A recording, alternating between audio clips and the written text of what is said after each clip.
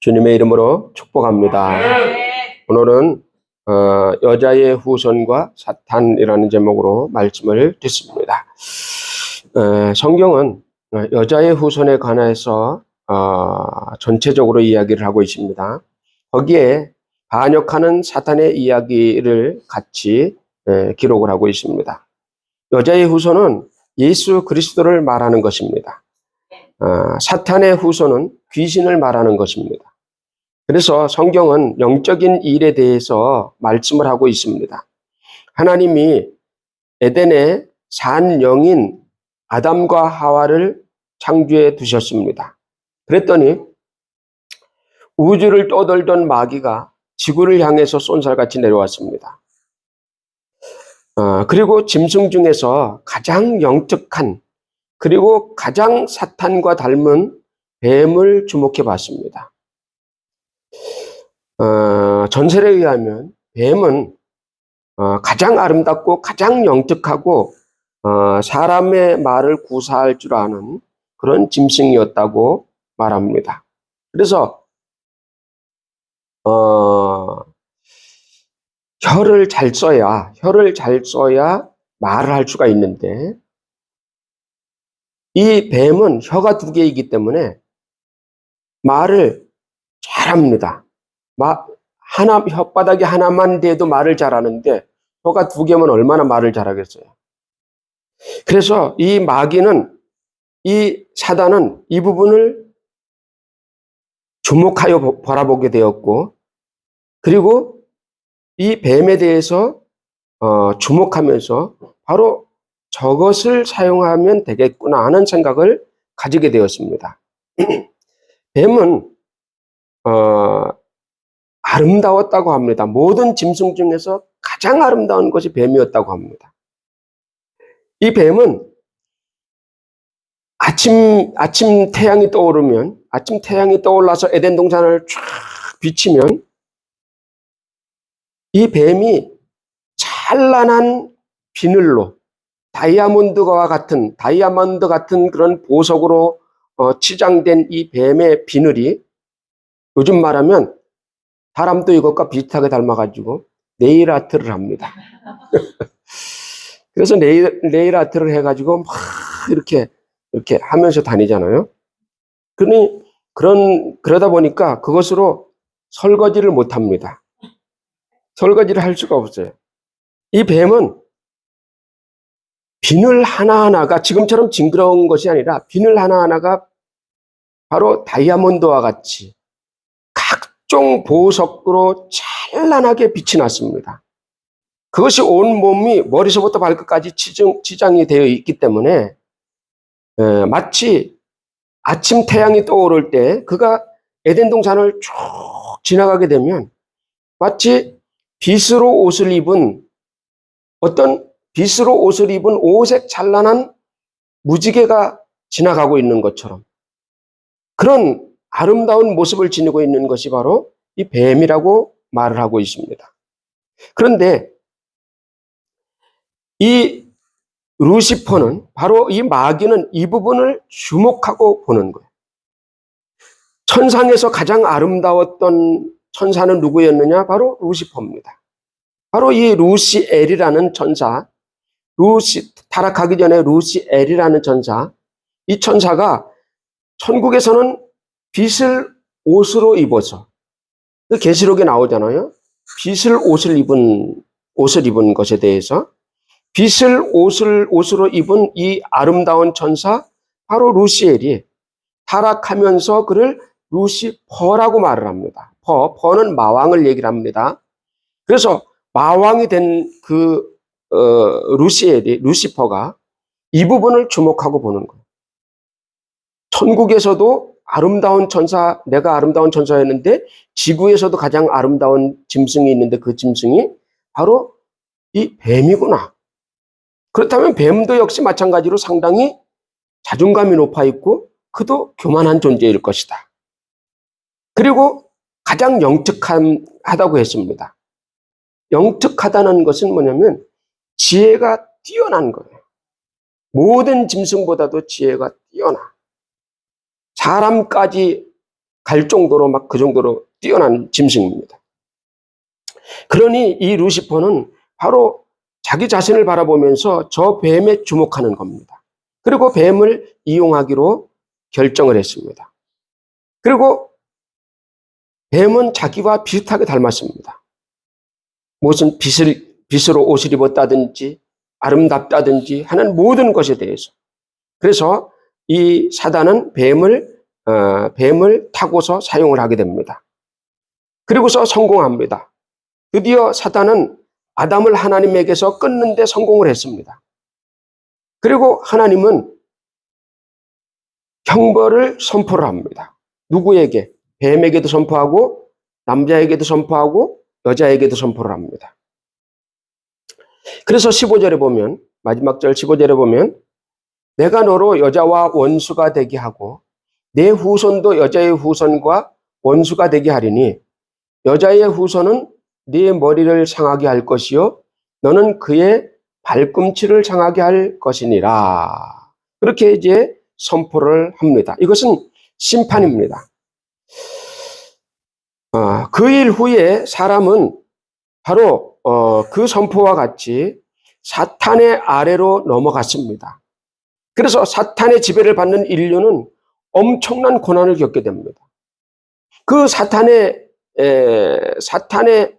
그 지배를 받는 인류가 받는 고난은 바로 전쟁, 기근, 질병, 생로병사, 사람에게는 끊임없는 고통이 시작되었습니다.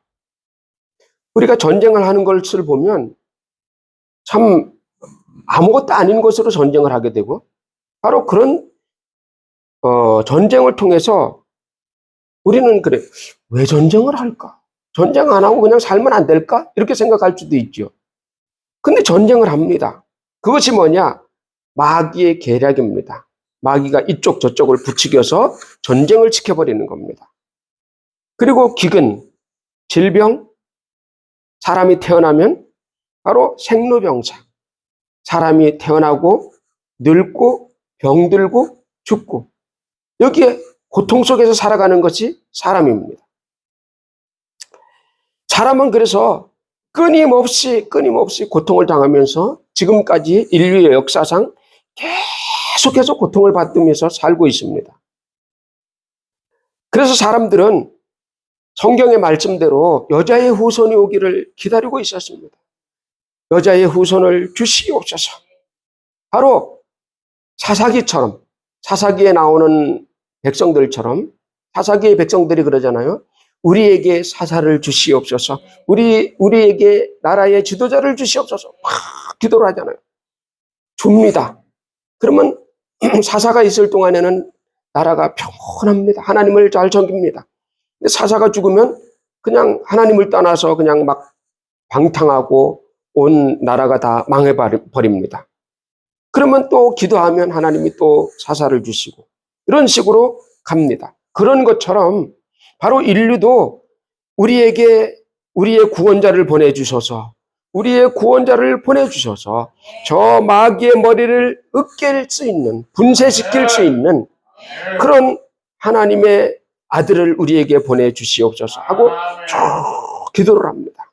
하나님은 이 기도를 들으시고 바로 이 기도, 예수 그리스도가 오실, 여자의 후손이 오실 바로 필요 충분 조건이 충족되었다. 그래서 이 조건이 충족되었을 때 하나님은 그의 아들 예수 그리스도를 여자의 후손을 이 땅에 보내십니다.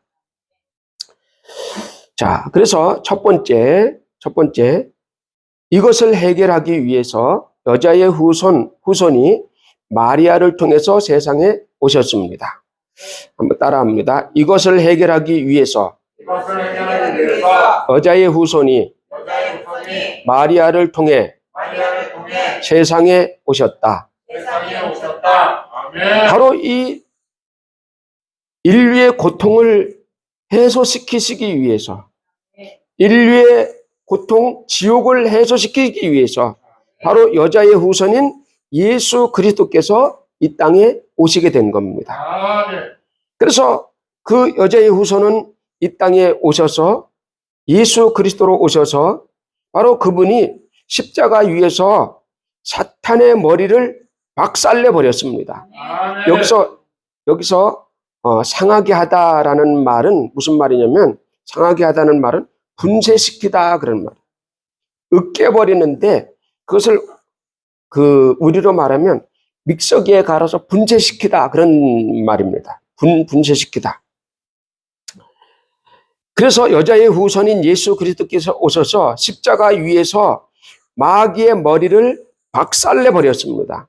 이 말은 무슨 말이냐면, 예수 그리스도께서 오셔서 마귀 권세를 깨뜨려 버렸다. 마귀를 심판해 버렸다. 그래서 마귀는 끝났다. 다 같이 마귀는 끝났다. 그래서 마귀는 끝났습니다. 이 사탄은 예수를 죽이지 않으려고 여자의 후손이 죽게 된다면 자기는 심판받는 걸 알아요. 마귀는 심판받는 걸 알아요. 그래서 이 여자의 후손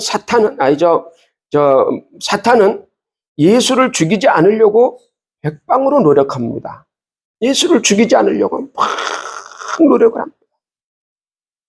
그런데 예수님은 하나님의 법에 의해서, 율법에 의해서, 율법이라는 가이드를 따라서 십자가 위에까지 아주 안전하게 올라갑니다. 그 올라갈 때까지 얼마나 방해 공작이 많았어요. 안 죽이면 안 됩니까? 죽지 마소서. 우리가 주님을 보호하겠습니다. 칼을 준비했습니다. 우리 12명이 싸우면 저들이 30명이 넘어도 저들을 처단할 수 있습니다. 싸워 이길 수 있습니다. 우리는 바로 열심당원들도 있습니다. 칼을 쓰는 사람도 있습니다. 이렇게 하면서, 그러나 주님은 말씀하셨어요. 칼을 쓰는 자는 칼로 망한다. 그러므로 너희는 칼을 쓰지 말아라. 하니까 제자들이 다 흩어져 버리는 거예요.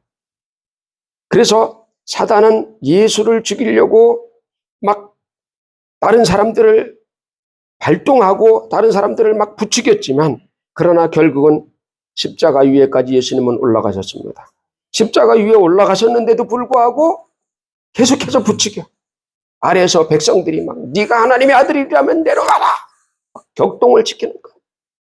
그렇다고 거기에 격동될 주님이 아니시죠. 당신이 하나님의 아들이라면 여기서 내려가라. 당신도 살고 우리도 살고 내려가서 로마를 뒤엎어버리자. 이스라엘을 독립시키자 하는 그런 외침이 그들 속에 들렸습니다. 그들은 아무것도 모르고 마귀에게 이용을 당하는 겁니다. 그러나 예수 그리스도는 하나님의 사랑의 의지로 십자가 위에서 끝까지 죽으시고, 그 죽음으로 말미암아 마귀를 심판하시고 사단의 머리를 박살내 버렸습니다. 사단의 머리를 박살낸다는 것은 뭐냐면, 사단의 머리를 상하게 한다. 그 말은 무슨 말이냐면, 바로 뱀은 머리만 죽이면 다 죽습니다. 시골에서 자란 사람들은 알아요. 뱀의 몸뚱이를 아무리 두들겨 패도 안 죽습니다. 그러나 뱀의 머리를 공격해서 뱀의 머리를 으깨버리면 몸통은 살아있는 것 같아요. 꼬리는 살아있는 것 같아요. 계속 살아서 움직입니다. 그래서 머리를 박살내놔도 몸통은 계속 꿈틀거리고 꼬리는 계속 살아 움직여요. 근데 몸을 때려서 죽였어요. 몸을 때려서 죽였습니다. 그러면 놔두면 한참 있으면 꼬리가 살짝 움직여요. 살짝 움직이다가 온몸이 다 움직여서 머리를 들고 가버립니다. 그래서 뱀의 머리를 상하게 한다라는 것은 뭘 얘기를 하느냐면, 바로 사단의 나라의 머리를, 왕의 머리를 처단한다는 겁니다. 왕의 머리를 으깨버린다는 거예요. 그러면 바로 왕을 머리를 으깨버리면 뱀은 죽으니까 그걸로 끝난다는 겁니다. 그것으로 끝난다. 근데 여기 보면 뭐라고 그랬냐면, 사단은 여자의 후손의 발꿈치를 상하게 할 것이다. 그렇게 얘기를 하고 있어요. 이 발꿈치를 장하게 한다는 것은 무슨 말이냐면 가장 작은 것, 가장 조금. 그러니까 무슨 말이냐면 마귀가 나를 죽이려고 아무리 날뛰어도 마귀는 나에게 가장 작은 타격만 줄 뿐이다. 바로 무슨 소리냐면 우리의 표현으로 말하면 눈곱만큼만 나에게 타격을 줄 것이라는 거예요. 눈곱만큼만 나에게 타격을 줄 것이다. 그러니 너는 두려워하지 말아라. 마귀, 귀신, 악한 영들과 싸울 때 너희는 두려워하지 말아라. 저들이 아무리 크게 나를 공격을 해온다고 할지라도 저들이 나에게 타격을 입힐 수 있는 것은 코딱지만큼만, 눈곱만큼만 나에게 타격을 줄 수 있다는 거야. 그러나 나는 저의 머리를 으깨버릴 수 있다는 거야. 예수 그리스도는 마귀의 머리를 상하게 하셨습니다. 박살냈습니다. 마귀는 우리에게 아무리 공격한다 할지라도 그는 우리에게 눈곱만큼만 살짝 타격을, 살짝 건드리는 정도, 그 정도밖에 못한다는 거예요. 그러니 너희는 두려워하지 말라. 예수가 이겼다. 이긴 예수가 나와 함께 계신다. 나는 이긴 예수의 군사다. 다 같이 나는 이긴 예수의 군사다. 다시 한번 나는 이긴 예수의 군사다. 나는 이긴 예수의 군사다. 그러므로 나는 승리자의 군대로서의 권리를 누려야 된다. 그러므로 우리가 때로는 두렵기도 하고 때로는 움츠러들 때도 있어요. 세상에 살면서. 그러나 두려워하지 마라. 이긴 예수가 나와 함께 하시고 이긴 예수가 나와 함께하여 주셔서 마귀의 머리를 으깨듯이 저런 작은 귀신 같은 것들은 아무것도 아니다. 두려워하지 마라. 두려워하지 않기를 예수님의 이름으로 축원합니다. 두 번째, 성령이 오셔서 예수를 내 몸에 심으셨다. 다 같이 성령이 오셔서 예수를 내 몸에 심으셨다. 성령께서 오셔서 예수를 내 몸에 심으셨습니다. 그래서 나는 예수와 하나가 되었습니다. 예수와 일체가 되었다. 내가 예수를 믿는다는 것, 나에게 성령이 오셨다는 것, 그것은 뭐냐면 내 영이 성령님과 하나라는 거야. 하나가 되었다. 성령님과 하나가 되었다. 그래서 바로 성령님이 내 영에 앉으시고, 성령님이 내 영을 보좌 삼으시고 앉으셔서 내 몸을 운전하시려고 합니다. 내 몸으로 운전하시려고. 그래서 내 인생의 운전대를 내 영에 앉으셔서 내 인생을 운전하시려고 하시는 그분께 내 운전대를 다 그냥 맡겨주셔야 됩니다. 다 맡겨주셔야. 그래서 성령님이 오신 것은 뭐냐면 일하러 오신 겁니다. 일하러. 성령님이 오신 것은 일하러 오신 거예요. 근데 성령님께 내 일을 안 맡기고 전부 내가 합니다. 묵묵하게 내가 합니다. 그러면 성령께서 일을 못 하셔. 예수님이 내 속에서 일을 못 하셔. 예수님이 내 안에 오셨는데.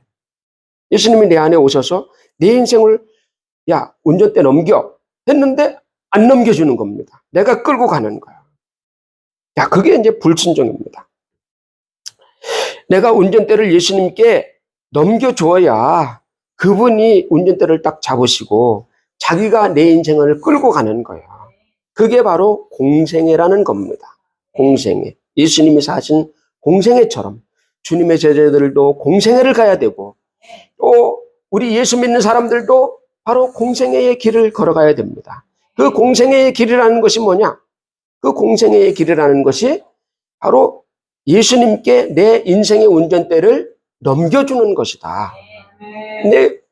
내 것을 넘겨주는 거예요. 근데 넘겨주기가 굉장히 힘들죠. 이게 권리이기 때문에 그렇죠. 내 인생의 권리를 예수님께 넘겨주기가 쉬운 문제가 아니에요.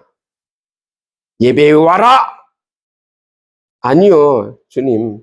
주일 오전 예배만 운전대를 주시고 주일 오후나 뭐 이런 거는 내가 그 다음서부터는 그거는 제 겁니다.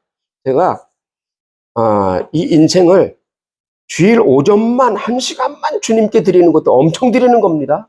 엄청 드리는 거예요. 예수님 잘하세요. 내 건데 주님 드리는 거예요.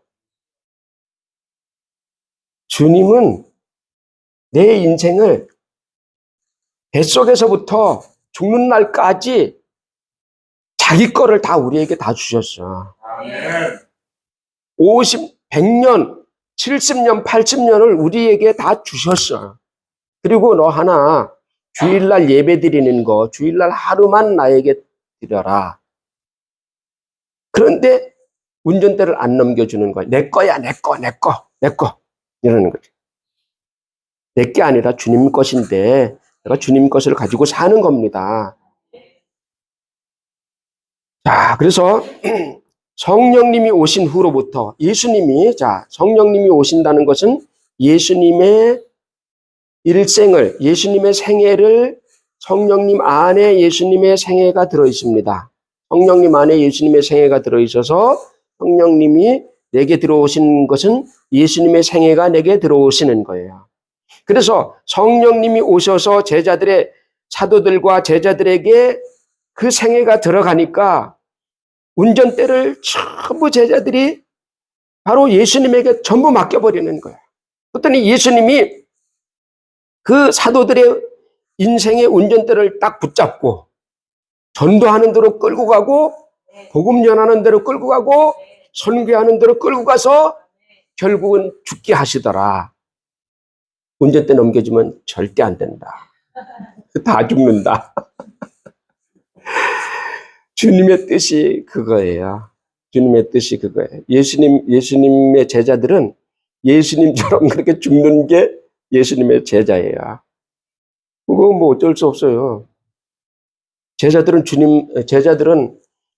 스승을 따라가는 거니까. 그죠?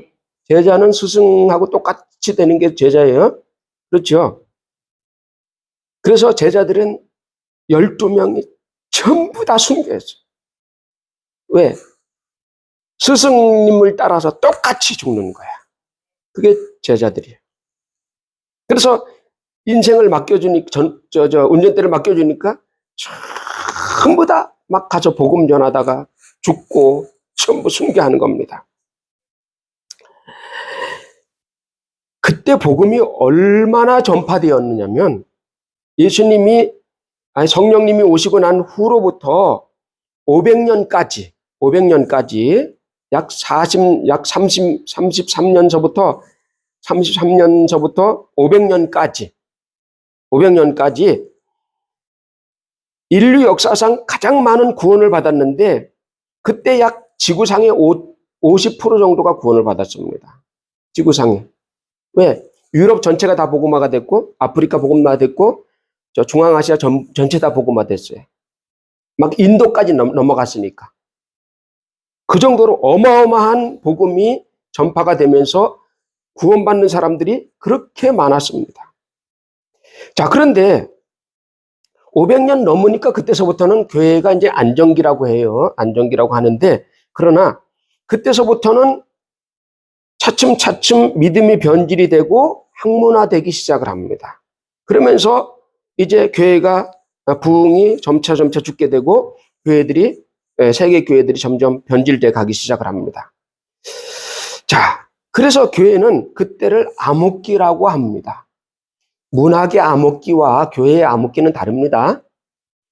교회의 암흑기가 시작이 됩니다. 그래서 그때서부터는 이제 학문화가 되어서 이 신학과 학문화가 되어서 이제 교회가 그 문화로 이제 발전을 하게 됩니다.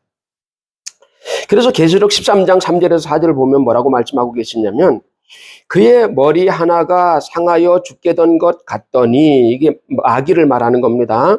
그의 머리 하나가 상하여 죽게 된 것 같더니 그 죽게 되었던 상처가 나음에 온 땅이 놀랍게 여겨 짐승을 따르고 용이 짐승에게 권세를 주므로 용에게 경배하여 짐승에게 경배하여 이르되 누가 이 짐승과 같으냐 누가 능히 이와 더불어 싸우리요 하더라 합니다. 그러니까 짐승 중에 하나가 머리가 상해서 죽게 되었어요. 거의 죽어갑니다. 그러니까 막 복음이 막 전 세계로 막 전파됩니다. 그런데 서서히 그 마귀의 죽은 머리가 하나가 살아납니다. 그랬더니 그를 위해서 모든 용이나 모든 짐승들이 그에게 다 경배를 하게 됩니다.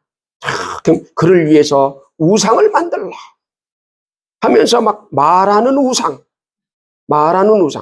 점차 이제 말하는 우상들이 이제 많이 생겼죠. 이제 말하는 우상들이 나옵니다.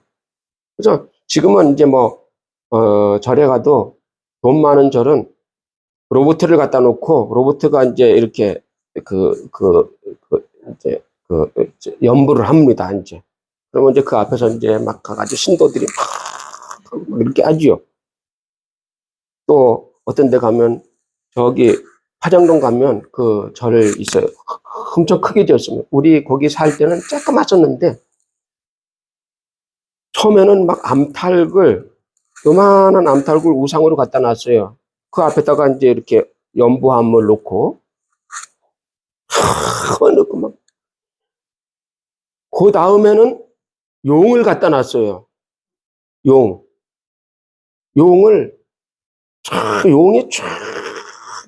그 다음 해야 되는데 그 용에게 네온 사인을 해놨어요.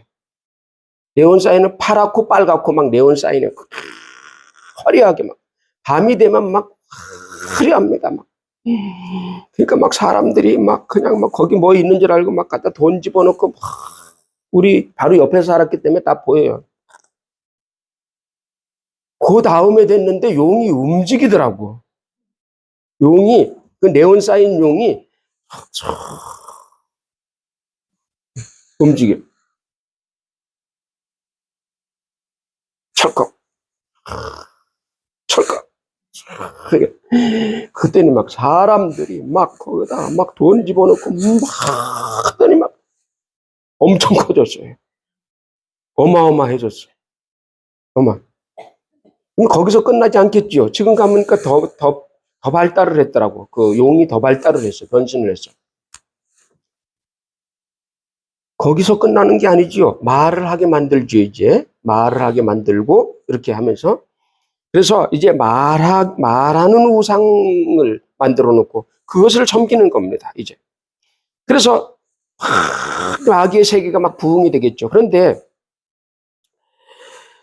마귀의 세력이 부활하는 것 같았습니다. 그러나, 예수님은 지구에 다시 한번 늦은 비를 내리셨습니다. 그 늦은 비는 1900년에 미국에 임재를 하셨고 바로 그것을 통해서 오순절 운동이 시작이 되었습니다. 그리고 제3의 바람이 불기 시작을 했습니다. 그리고 그 제3의 바람은 한국에까지 불어왔습니다. 이것은 성령운동, 은사운동, 그리고 축사운동 이런 것으로 우리나라에 굉장히 강렬한 바람이 불었습니다. 어마어마하게 불어났죠. 자, 그래서 그것을 통해서 한국의 대부흥운동이 일어났고 그것이 지금은 이것이 마지막 추수기입니다. 이것이 바로 추수기. 그래서 우리 가정에 그 복음이 들어왔고 그 복음을 통해서 불신의 영이 떠나가고 또 지금 우리도 지금도 마찬가지로 지금도 우리 가정에 하나님 우리 가정에 불신의 영을 몰아내 주시옵소서. 다 같이 우리 가정에 불신의 영을 몰아내 주시옵소서. 매일 기도하고 매일 명령해야 돼. 우리 그 전도대상자, 우리 집안의 전도대상자, 또 내가 전도대상자, 그 사람을 이름을 불러가면서 누구에게 불신의 영은 떠나갈지어다. 불신의 영은 떠나갈지어다. 불신의 귀신은 떠나갈지어다. 아주 혼자서 할 때는 그냥 노골적으로 할 수 있잖아요. 불신의 귀신은 그 몸에서 떠나갈지어다. 생각에서 떠나갈지어다. 할 수 있잖아요. 계속 해야 됩니다. 그렇게 하다 보면 그 툭 떠나면 그가 그리스도를 금방 받아들여요. 예수를 금방 받아들여요. 그래서 그 역사할 때까지 해야 됩니다. 1968년도에 우리나라에 엄청난 사건이 일어났어요. 그때 1월 23일 날, 그 북한산을 통해서 김신조와 31명의 무장된 군인들이 북한에서부터 내려왔습니다. 내려온 목적은 뭐냐? 박정희 대통령 목을 따려고 내려왔습니다. 이렇게 고백을 했어요. 그래서 그 북한산을 통해서 내려와가지고 청와대로 새벽에 진격을 합니다. 열을 지어서 32명이 열을 딱 지어서 구보 자세를 딱 구보를 합니다. 경찰들이 딱 보고 못 잡습니다. 우리나라 군대인가? 청와대 앞까지 진입을 했어요. 근데 군인들이 보고 어디서 온 부대입니까? 나는 특수부대입니다. 이러면서 이제 온 거예요. 그러면서 거기서 이상하니까 이제 전화를 해본 거죠. 그래, 거기서 걸린 거예요. 그래서 거기 양쪽 초소에서 이제 총격전이 벌어졌죠. 그러면서 이제 다 죽고 김신조 하나만 나중에 생포가 됩니다. 그래서 이제 김신조가 이제 교도소에 갇혀 있었죠. 교도소에 갇혀 있으면서 그 내용이 전국 방송으로 전부 다 송출이 됐죠. 그러면서 이제 얼마 시간이 흐른 뒤에 저 전라도에서 어떤 예수 믿는 여자가 TV를 이렇게 보다가 김신조가 방송에 나오니까 내가 저 사람을 구원시켜야 되겠다 하는 마음을 가진 거예요. 그래가지고 이 여자가 서울로 올라왔어요. 올라와서 대단하잖아요. 사명이에요, 사명. 그 사모님 지금도 살아계세요. 올라와가지고 거기 교도소에 면회를 가는 거예요. 매일 가서 복음 전하고 쌍욕 다 듣고 별욕 다 듣는가 얼마나 말이 거칩니까 북한 사람들이. 그래도 성경책 넣어주고 계속 그러다가 이제 김신조를 나중에 이제 석방을 해서 이제 밖에서 살게 하죠. 이제 감시를 하더라도 밖에서 살게. 이런 사람은 못 죽입니다. 왜 그러냐면 김현이나 이런 사람들도 마찬가지 못 죽여요. 왜 그러냐면 증인으로 남겨놔야 되기 때문에 죽이지 않습니다. 이 죽여버리면 증인이 다 없어져 버리잖아요. 김현이도 그래서 안 죽이는 거예요. 그래서 이 사람들이 살아 있어야 증인이 남아 있으니까. 그래서 안 죽이는 거예요. 그런데 이 여자가 끝까지 쫓아가가지고 김신조랑 살게 된 거예요. 같이 살면서 이제 복음을 전하는 거예요. 이 사람이 참 실패를 했으니까 참 얼마나 참 그렇습니까? 이 땅에 여기 살고 있지만 참 자기는 실패자고, 참 그렇잖아요. 동료들 31명은 다 죽었는데. 그래서 이 사람이 매일 술을 먹습니다. 매일 술을 먹어. 여자는 교회 가서 열심히 기도하고. 이 김신조는 매일 술을 먹습니다. 그리고 예수 얘기하면 때리고. 어디 밖에 교회 갔다 오면 왜 갔다 온 때리고. 또 북한 사람들이 좀 거칠어요. 그쪽 사람들이. 하루는 교회를 갔다 왔는데, 교회 가서 예배를 드리고, 그리고 이제 조금 늦게 왔어요. 조금 늦게 왔는데, 집을 들어와서 방문을 딱 열어보니까, 그 전투화 있잖아요. 억화.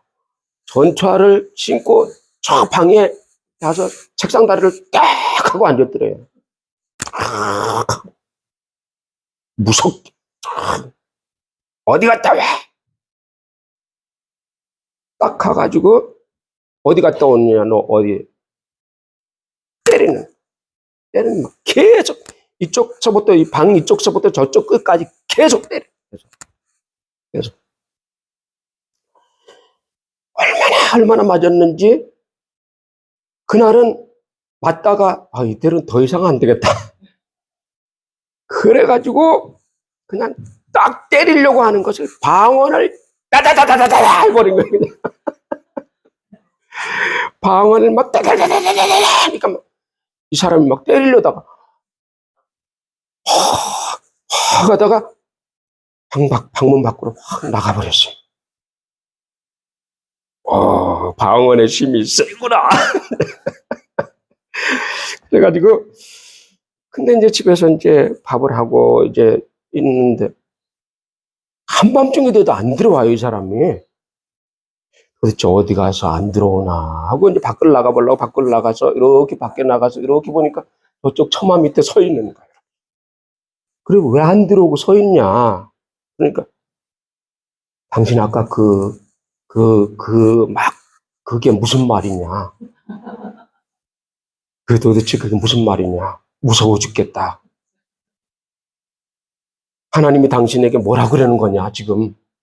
하나님의 음성으로 들은 거예요, 이 사람이. 하나님이 당신에게 뭐라 그러더냐? 나한테 하는 말 같은데 무슨 말이냐? 그랬더니 하나님이 당신 교회에 나오래요. 안 나오면 큰일 난대요.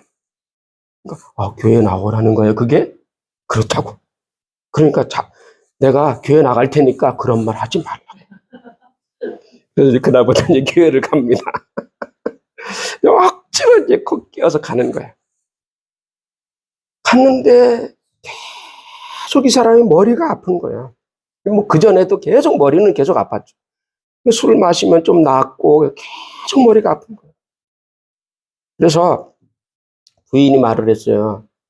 여보, 목사님께 기도를 좀 받자. 그러면 괜찮아진다. 기도는 무슨 기다? 머리가 너무 아프니까 나중에 가서 그냥 받고 가지 뭐. 그래서 기도 받으러 갔어.